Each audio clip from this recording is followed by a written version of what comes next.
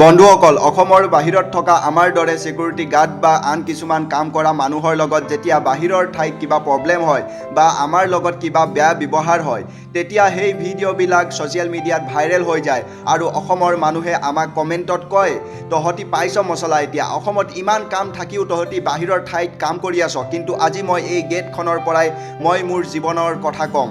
এই গেটখনৰ লগত মটৰ সংযোগ কৰা আছে। যেতিয়া গাড়ী আহে বা কোনোবা যায়, তেতিয়া আমি ইয়াৰ ছুইচটো দবাই অতি সহজতে গেটখন খুলি দিব পাৰোঁ। কিন্তু আমাৰ অসমত হোৱা হ'লে এনে ধৰণৰ বহুতো ডাঙৰ ডাঙৰ গেট আমি হাতেৰে ঠেলি ঠেলি খোলা মেলা কৰিব লগা হ'ল হয়। কিন্তু ইয়াত তেনেকুৱা কোনো ধৰণৰ চিন্তাৰ কথাই নাথাকে আৰু আমি বন্ধ কৰিব হ'লেও ছুইচটো দবাই বহুত সোনকালে গেটখন বন্ধ কৰি দিব পাৰোঁ।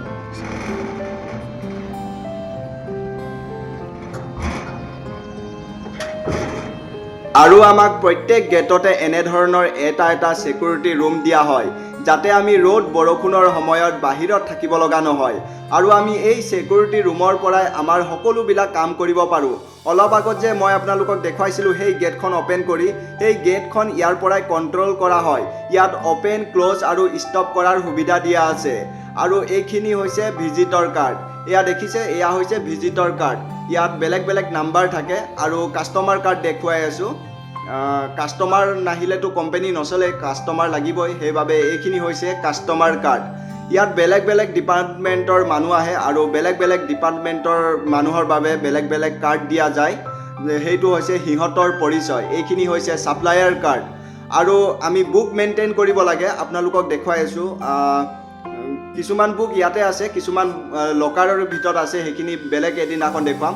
এইবিলাক দেখিছে customer visitor, other vehicle entry book আৰু গভৰ্ণমেণ্ট এমপ্লয় বুক আছে। এইখন হৈছে government employee in out register book আৰু ছিকিউৰিটি হেণ্ডিং টেকিং বুক।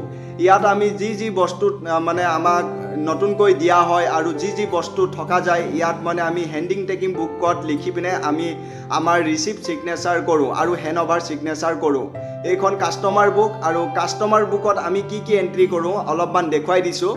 ইয়াত নেম থাকে, ফ্ৰম এড্ৰেছ, ক'ৰ পৰা আহিছে, to meet, purpose, card number, in time sign, mobile number, out time sign, লাষ্টত ছিকিউৰিটি চাইন।